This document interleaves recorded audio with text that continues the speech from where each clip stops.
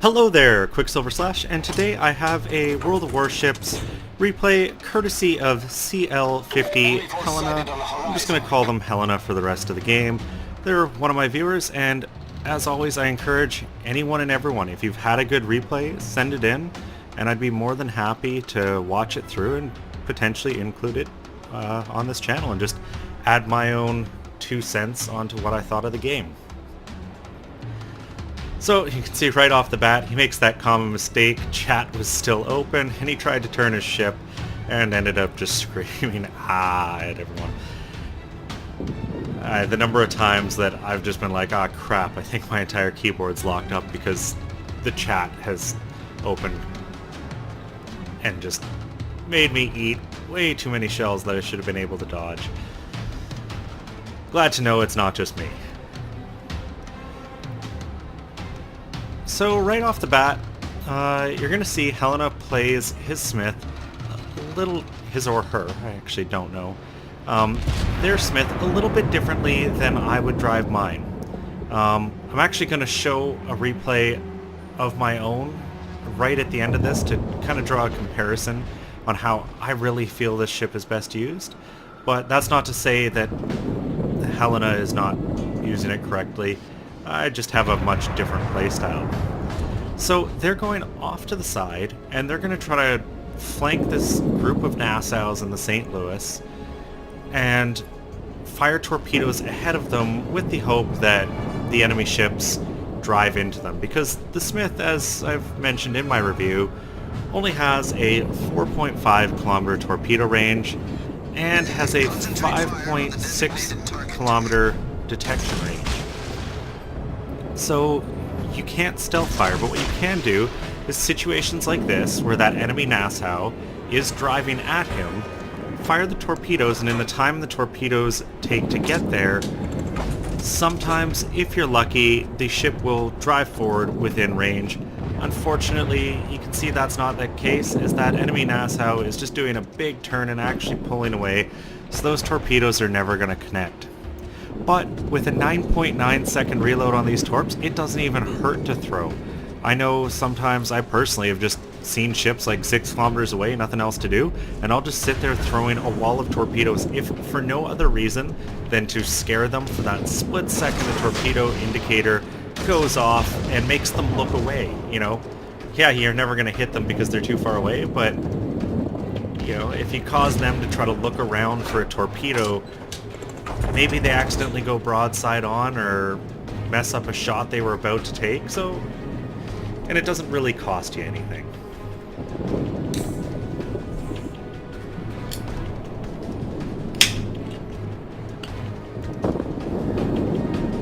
So right now, Helena is moving to a position that I'm more familiar with, and really where I feel the Smith does the best, is you put an island between you and the enemy, and use that island to get really close inside that 4.5, inside, you know, 3 kilometers, that kind of range, where the rate of fire of your torpedoes is superior to the guns that are shooting at you.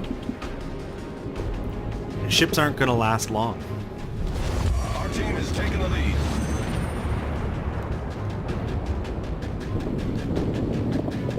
And that's exactly what you see them doing. Island is between them and that massive group of Nassaus. So now they turn in. I personally would probably have used speed boost here just to try to get as close to that edge of land as possible. And right here is also going to be the one place that I feel they may have made a small misplay. And I'll point it out once I get there. So you can see a bit of an aim glitch. He's clearly aiming at Jeff Motto. And look, right now, all of those Nassaus are in range. Personally, I would have gone to full stop here, popped my smoke, because you have an enemy battleship spotting these guys, and you could have stayed inside range of all of these and just every 9 seconds fired 2 torps and just erased this fleet of Nassaus as they tried to come past that point to land. Unfortunately, I feel they get a little caught up maybe in trying to get away over staying in close. you know, raw detection range is 2 kilometers, so as long as none of them come within 2 kilometers of that smoke screen, they would never have been detected, and he would have had spotting because of this friendly Nassau down in the bottom corner. Now, it's still not stopping them from causing a lot of damage here. You can see already up to almost 20,000 damage, more torpedoes in the water. But I think they may have actually been able to erase this entire group of 3. Had they sat back at this island, they would have been within a kilometer of this Knukyanak, Jeff Motto, and Fate as they tried to come around that island. However, based on what they're about to do, I think they're probably one of those destroyer captains that, you know, does the good team play. And I cannot fault them for this. You're going to see in a moment here, they recognize that their friendly Nassau is about to get overrun, and they have an opportunity to try to protect them.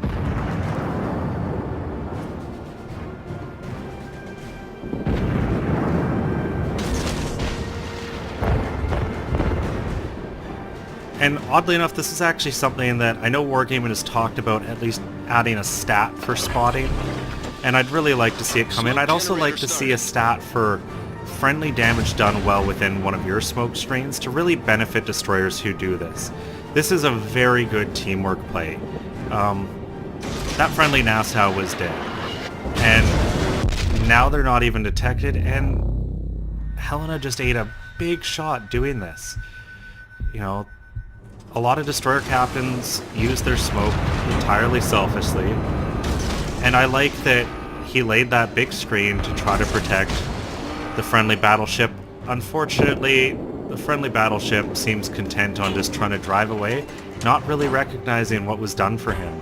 He could have pulled right into that screen, slowed down, and just fired without worry. Nothing would have been able to hit him back.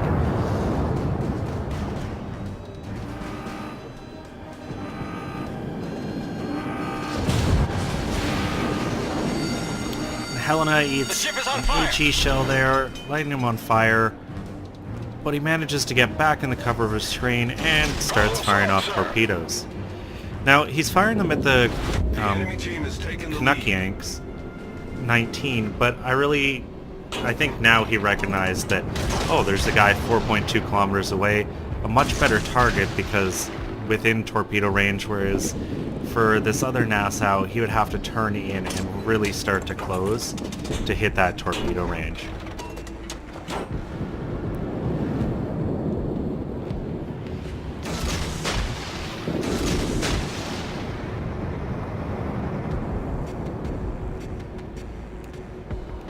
And you can see just the amazing reload on the torpedoes of these. Like, Helena isn't even able to really keep up to the reload. There's, you know, by the time they've kind of resumed their course, the torps are already ready again.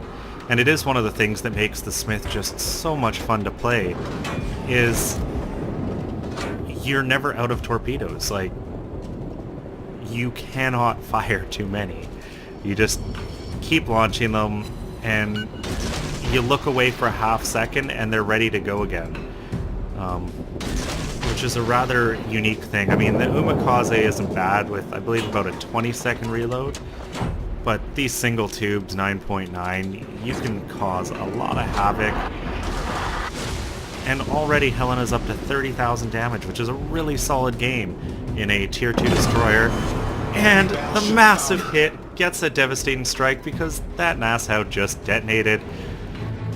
What an unlucky... I just feel bad for that guy. You always feel bad for the detonations, especially when they're on full health. You know, if they're at like a third health or something, it's not as unreasonable, but when you have a full health ship hit by a torpedo and just detonates, oh man.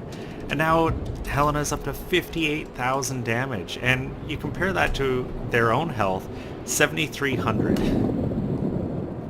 And before this game is done, he's going to have done over 10 times their own health and damage.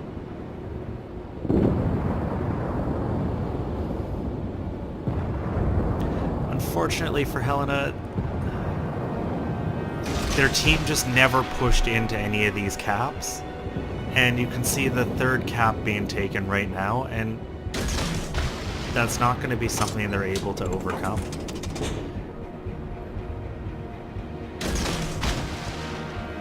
And I don't know if that's something the team recognizes right now.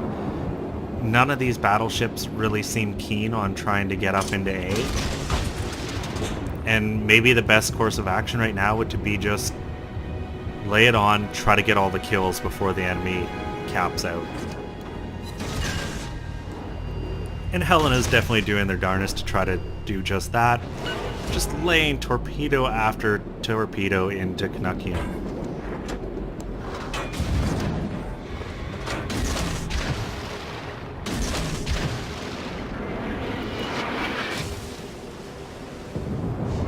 And once again, here's a place where I think kill your engines, pop the smoke, and sit inside your smoke. The battleships will remain spotted by other friendlies, and they would have just been able to lay down the damage. And they do use their smoke, but they keep driving forward and drive out of it. You can see those rings. You have to be going less than 12 knots to remain within a smoke circle as you lay it. And they never do slow down enough. So they end up laying a big screen, and it does cover a friendly battleship once again. And maybe that was their thinking. But unfortunately, things are not looking too good for Helena's team. Canuckian K-19 is on 6,000 health, so that's 1 or 2 torpedoes. But they don't have any of the caps, and they're getting dangerously close to running out of points.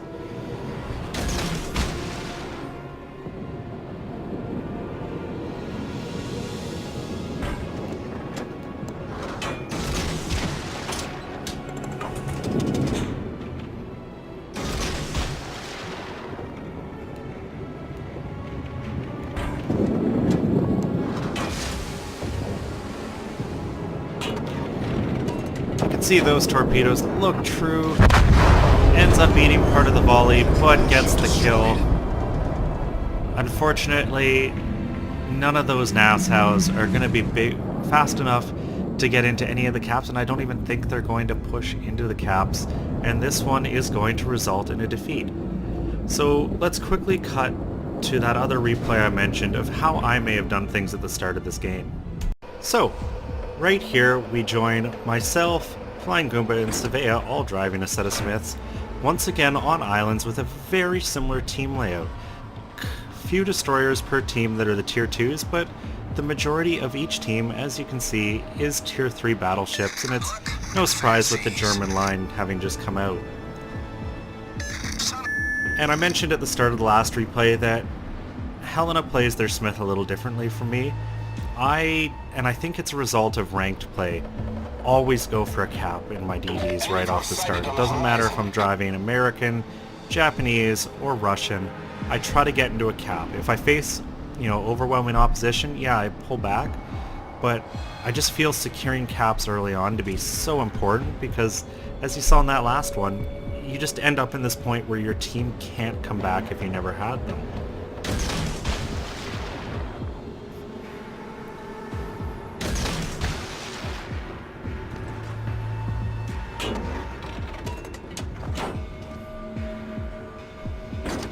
So what my plan is here is to get into the cap, post up on this island, pop a smoke, and then just wait for the enemy ships to come point blank driving around the corner for me to be able to just dump torpedoes into.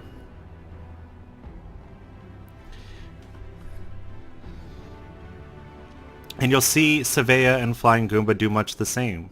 Flying Goomba pulls up, pops his smoke on the one edge, with Savea sitting in between, and I move to this back edge to pop my smoke. The whole idea is that no one's really going to be able to see the three of us sitting here. We've all coordinated. I know I can't back up because I'll eat torpedoes. And this is what I was talking about just getting so close to a corner. The enemy ships don't even have a chance to dodge. First torpedo in. Now that the Chester sees me, I'm going to use my smoke momentarily. It's not really going to help in this situation because the Chester's inside 2 kilometers, but it's not going to stop me from absolutely just wrecking him with torpedoes and following up on this St. Louis. Main turret critically damaged. Torpedoes astern. Enemy cruiser foundered. And had that St. Louis been at 2 kilometers or more, he would not have been able to have seen me here, and I would have survived. Torpedoes astern. Unfortunately, he got a little too close, but had I survived this encounter right here, that Nassau would have been in range, and I could have just continued to lay into him as well. And it's really a place where I feel the Smiths are quite capable. So that's kind of the little differences between how Helena played theirs and my own personal preferences. Neither is right. I just wanted to kind of show what I meant by, you know, popping the smoke and sitting in it when Helena was sitting here with 3 Nassaus all trying to sail straight past him.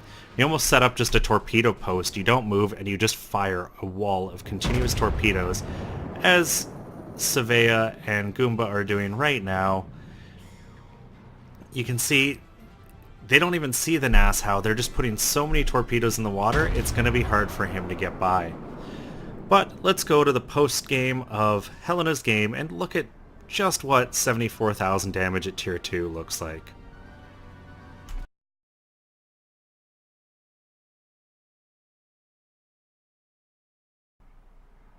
And here we are with the post-game, and as you can see, 153,000 credits, 2,000 experience, the 74,000 damage, 2 kills, a slew of torpedoes, and he completed a bunch of the missions going on right now. You really can't get more ship for less money in this game. The Umikaze is great, and in most cases probably the better destroyer, but for the $6 that the Smith costs, the amount of fun and laughter it can generate is really, you can't replace that. And a lot of people have asked me recently what I feel the best premium ship for making money and, you know, training a crew is.